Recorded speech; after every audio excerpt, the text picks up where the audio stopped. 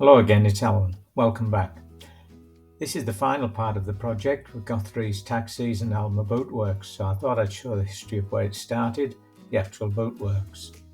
This was the building that was located on Alma Street, but I'm mounting it on the back of the building due to a lack of space. In the previous videos I showed how I measured and made all of the component parts in an Inkscape drawing on the photograph of the Boatworks entrance. I then extracted all of those parts and sent them to a cutting machine, but they can just as easily be cut out by hand. This was the bare building at the back, and on the right hand side you can see what will be the entrance to the boot factory.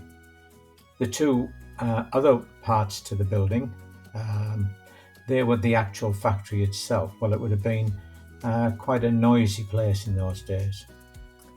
This was where we started, at the back of the building, and I've fitted the window ledges, the door frames are ready, and the two side supports for the window on the right hand side are fitted. Once I'd fitted the parts, I then put the gutters in and the downpipes and started to weather the building. It was all ready for the signage and the chimney stacks and chimney pots.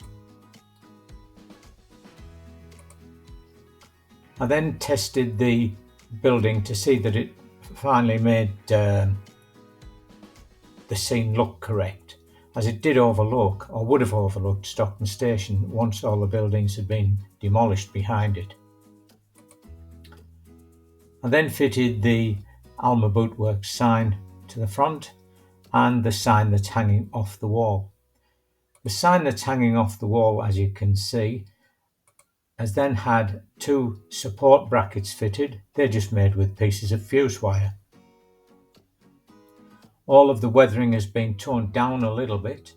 Now for the weathering, I've actually used eyeshadow dust or gloss on some parts, but usually just the dust, as it tends to then soak into the paper a lot better. Just rub it in with a small brush. I then picked out all of the blemishes on the photograph that I could find, such as the mark next to the gutters and how dirty everything was. The reason it was so dirty was it was right next to the old railway station, which was, in the steam days, all of the buildings around that area were very, very dirty. I then again toned down the left-hand side of the building, which was slightly lighter from the photographs that I had.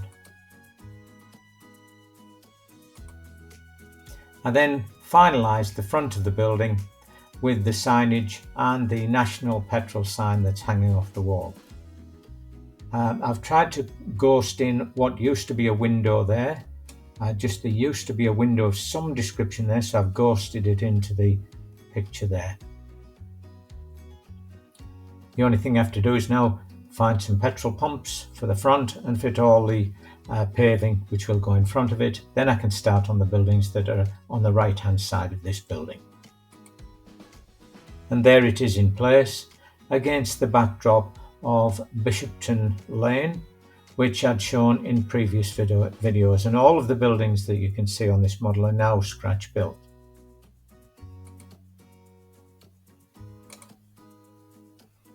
I hope you've enjoyed the videos, and I'll see you next time. Thank you.